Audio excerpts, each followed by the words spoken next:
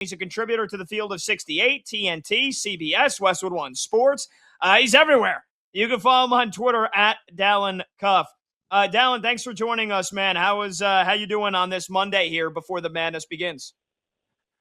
Oh, Pat, Brad, I'm good. We're doing a lot of talking. It is talking season for us, but that is a good thing because that means that March Madness is here and the bracket is before us. There you go. Right on. Let's start with Alabama, who are never short of making headlines, whether positive or negative. I've got an interview in Cardinal Sin here for you out of the gate, a three-parter, but I'll try to make it easy. First, Nate Oates said last night he's disappointed that Alabama got a 4 seed despite making the big dance for a program record-tying 6th straight time. They lost to Ole Miss, who was the 15th seed in the SEC tourney just a few days ago. Do you think Nate Oates is right to be disappointed, or do you think Bama was correctly given a 4 seed? Second part, what happens now with Aden Holloway, their second leading scorer, arrested this morning on a felony drug charge with first-degree possession of marijuana? Pete Thamel reporting that he is not with the team as they goes through the investigation process from the University of Alabama. So I don't know if he's going to suit up on Friday when the Tide play Hofstra. That's what I was going to ask you, but I don't know if you know. And then third, should Bama be on upset alert versus the Hofstra Pride?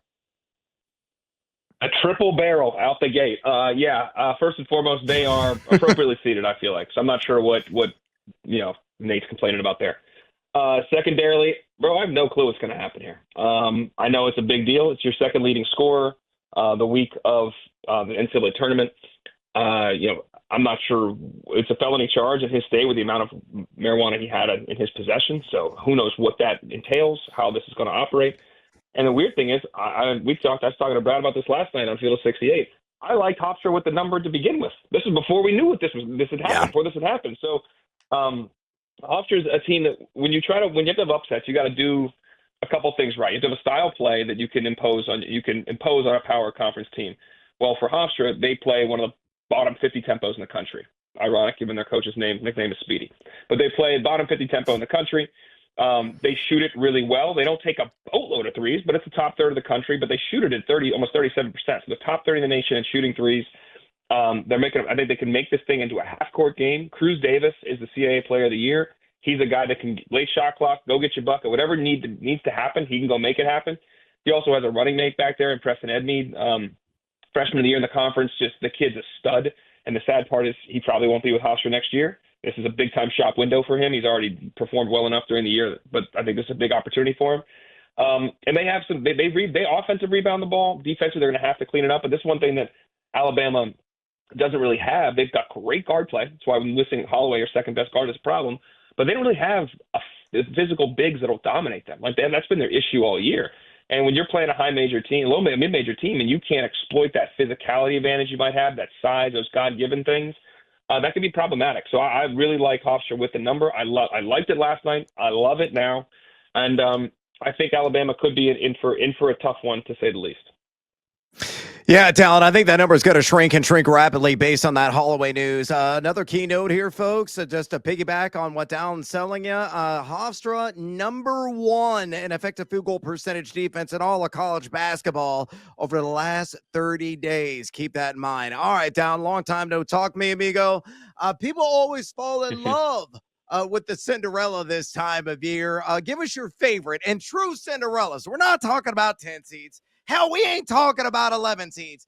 I need you to go deep into your bag. A number 12 or lower seed you feel has the best chance to don a glass slipper. Who is it?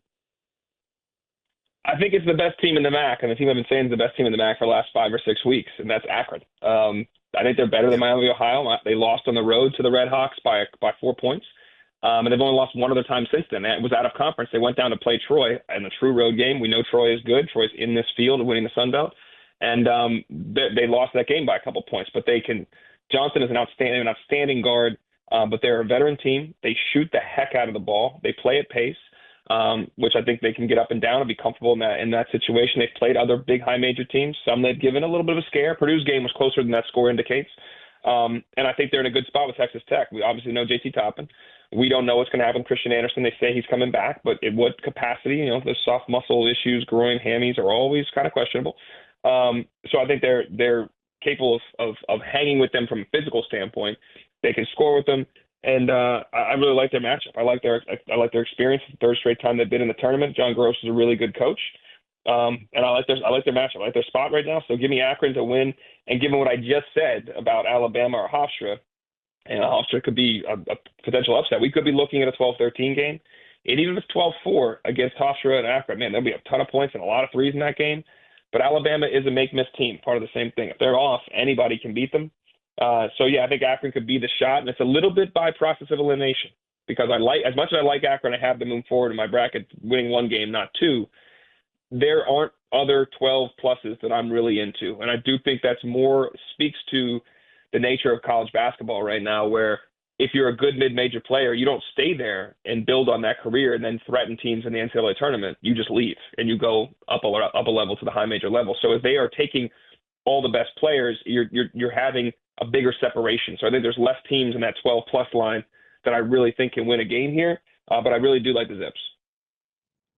Yeah, I'm totally with you, my man. Based on the bracket they revealed last night, I think you and I are extremely symbiotic in a lot of our picks. And that brings me to the next question. I already know the answer, but please share with the audience. Most analysts who cover college basketball across the country seem unified in their chalk belief. Where do you stand on the number one seeds reaching Indianapolis this year? Who is the most vulnerable? And what team of the vulnerable takes it down? So what are your thoughts on the chalk and a team that could exit stage left before reaching Circle City? Yeah, I have 3 of the 4 ones in my final 4. I feel excellent about 2 of them. That's Arizona and Florida. I think Arizona's had the highest floor all season long. I feel like they're definitely going to get there. I like their draw a lot, too. I think they have the weakest 2 in Purdue, the weakest 3 in Gonzaga. They do have a tough 4-5 game, Wisconsin or Arkansas. I happen to have Wisconsin in that Sweet 16, but overall I think Arizona's got a good spot. I like where UF is as well. My challenge are with Duke and Michigan, and I'll start with Duke as an injury-related concern more than anything else. We know there's no Caleb Foster. We wonder what Patrick Gumbel is going to look like. I've said for weeks he is their most important player. Nobody can approximate what he does defensively for them in terms of altering shots and patrolling the paint. Nothing similar on the defensive glass, on the offensive glass, his rim running. He's a difference maker, and we've seen this in games throughout the years. When he's in foul trouble, that team is a little bit different, especially on the defensive end of the floor. Up to see how good where he's at. Now, I do think their draw, Brad, as we know, has all these big brand names, and some of it's brand names, some of it's real. Yeah. But I think it's more like their 8-9 game. I think that's the hardest 8-9 game, TCU or Ohio State. I think that's a tough spot. Obviously, after that, it's St. John's or Kansas. Kansas is the most enigmatic team in this tournament. I have no idea what to expect from these guys. If they guard at an elite level like they did for parts of this season, and you mix in Bill Self and Melvin Council's doing his thing, and then Darren Peterson actually is efficient. He was really efficient in the games where he played 18 to 20 minutes. Everyone would crush him on. And then when he's played these 30-plus minutes, he's been very inefficient. So I don't know what we're going to get out of them, but if they see them in a Sweet 16, that's tough. Or if it's St. John's, it's tough. I think the bottom of the bracket is a little weaker. I like Michigan State there, but I think Duke is to have a lot of minefields, and it begins with their own health. And then it's the teams. So I'm concerned about them. I have them surviving it, but don't love it. Michigan I have going out to Iowa State. I like the top part of Michigan's bracket. They have a lot of teams that can bomb some threes, which we saw Wisconsin do that to them in the regular season and beat them in Ann Arbor. The game last week was a little bit different. But you have Michigan and Iowa State. That's your 1-2 matchup. Iowa State top 5 in the nation in defensive turnover rate. We know that's one of Michigan's issues is turning the ball over, 17% of their possessions. That's 14th in the Big Ten, bottom half of the nation. This is how they feast the Cyclones do, and they can keep you on one side in terms of either ball screen coverages. They will blitz ball screens. They will pressure Elliot Cadeau and other guards. And outside of Cadeau, there's no real ball handlers that are really good. I mean, Yaku is All-American, but he's not necessarily handling the ball all the time, or you want him handling the ball through ball screens that are blitzing you. But there's no backup now. LJ Cason's injuries, I think, is significant. And when Cadeau struggles and they can pitch it all over the yard a little bit, this team can struggle. So give me the Cyclones knocking off Michigan. That's the team I think is the most in concern as it relates to reaching Indianapolis. Oh, I heart you, Dalen. Oh, good stuff. Talking with Dalen Cuff here on BetMGM tonight on Westwood One Sports. He's Brad Evans. I'm Pat Boyle. Dalen is a contributor to the Field of 68, broadcaster for Westwood One Sports right here on this very network. You can see him on TNT Sports, Yahoo Sports as well. Follow him on Twitter at Dalen Cuff. Dalen, Miami of Ohio drew a fiery debate amongst the country as to whether or not they should get into the big dance, despite the undefeated 31-0 regular season. And they got bounced in their first game in the MAC tournament to UMass. Ultimately, they were one of the last four in, despite a net rating in the 60s and a Ken Palm rating in the 90s. However, they're playing in Dayton in the first four against SMU on Wednesday.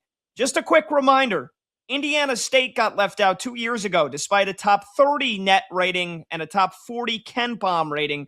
Do you think the committee got it right with the Red Hawks? And do you think we will see something like this again anytime soon?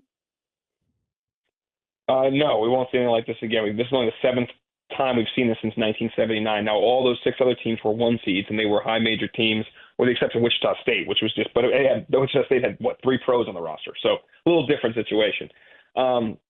It was unique in the fact that they couldn't get scheduled or did not schedule a high major game, or as we call a guarantee game, when the high major pays you X number of dollars, $70,000, $80,000, $90,000 to come play.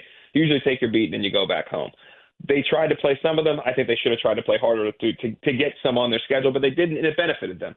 Here's the deal. The regular season has to matter for something. And you can only play who's in front of you, and you can only play your league, and you can play your non-conference schedule, which you have more control of.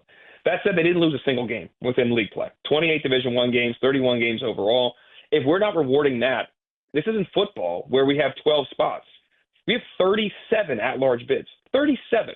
So you can give up one to see, does this team deserve to be? Is this team good enough to be here? Because we didn't really get to measure them the way we wanted to during the year against other high majors or teams, other tournament teams.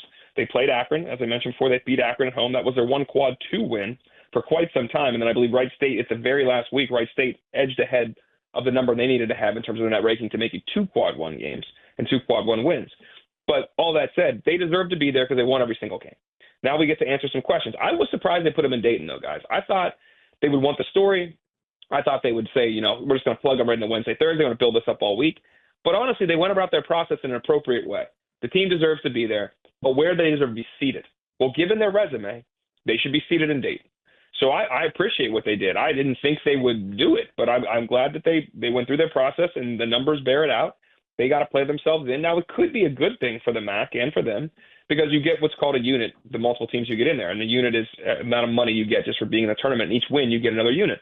Well, this year's the unit's going to be somewhere between $600,000 and $700,000. So that's a significant amount of money for a mid-major team. They get 2 units for 2 MAC teams. And now having this opportunity to play in Dayton, a more like-minded opponent that maybe you can beat more than a 6-11 game, okay, roll it out there. If you win, you get more money for the program. Now you're in the big dance. You're growing your popularity because the public is hammering them right now in terms of betting lines. And when it came out at 7.5, and I think it's down to 6.5. I love SMU in this spot, but nonetheless, I'm glad the Red Hawks are there. Let's let them toss it up and see what they can do.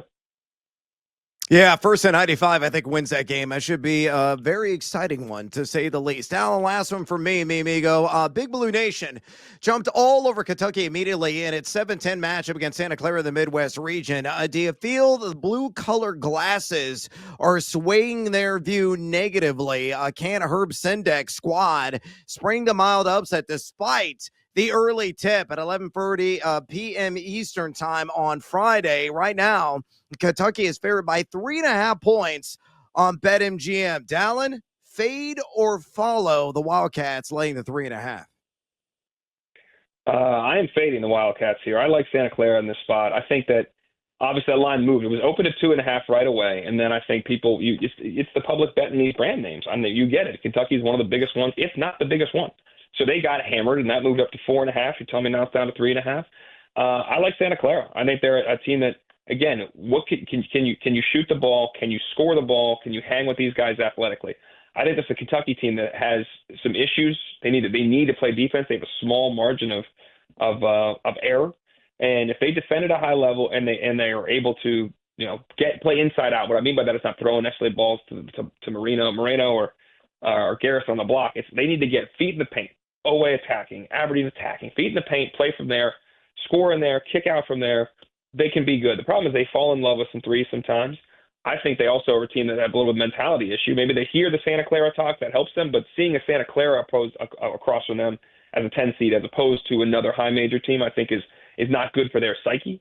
I think Santa Clara is good, man. They shoot it, they share it, they don't turn it over, they turn you over, they can speed up some guys. I really like their team. I like their spot. I like them with the number. I have them in my bracket. I like it more with the number. I took it at 4.5 last night. Once it moved up there, I felt like that was going to come back down. But I like the situation they're in right now, and unfortunately for Big Blue Nation, if this team got to a Sweet 16, it would be a massive win for this Kentucky team. They are still playing without their two best players. They have for a long time now. But they found out something about themselves that you got to play hard and compete. They weren't even doing that early in the year. So that's like table stakes for them. And sometimes they don't do it. And if they don't do it, even in a tournament game, you're in real trouble. Good breakdown. Talking to Dalen Cuff here for another 2 to 3 minutes or so on BetMGM tonight here on Westwood One Sports. Dalen, maybe you don't foresee a 2 seed going down to a 15 seed this year. We saw it in 21, 22, and 23. But is there a 2 seed who could be in big trouble in a second round game? I know Brad just asked you about Santa Clara versus Kentucky. Are there other 7 versus 10 matchups where you think the winner could pose a huge threat to either Houston, UConn, Iowa State, or Purdue? And I'll take out Iowa State because I know you said you have them knocking out Michigan. So do you see Houston, UConn, or Purdue maybe in trouble in a second round? Yeah, I think Purdue's the weakest 2 seed. I think they're in a dangerous spot. And I know we just watched them win the Big Ten tournament. We have a recency bias, so those were good wins. They performed well. That said, I can't forget the 12 games prior to that where they were 6-6, and defensively they were getting carved up. And they lost at home, multiple times. Now we know, Illinois is good, and you've got other teams. I think Illinois, Wisconsin are good, but you lost those games. Those are home games, and sometimes you got kind of dominated within them. They're a team that doesn't guard that well, but I think as good as Braden Smith is in pick and roll situation, when you put more athletic, physical bigs on him, he can be in some trouble. So I think Mizzou. Bear in mind, Mizzou's playing at home, guys. They're playing in St. Louis. That is the smallest line I've seen on any of these games right now. It's 1.5, Missouri and Miami. I like Mizzou as the dog, but straight money line in that play. I think Miami has to. They're playing through their bigs. They are playing through Uday. They're playing through Renault. And the one thing Missouri has is some size. They are physical at the 3, 4, and 5 spot. They're big. They're physical. They can get in you. They can disrupt you. I like their spot situation right there, and I like them playing at home for sure. I think that stuff can matter in a situation like this.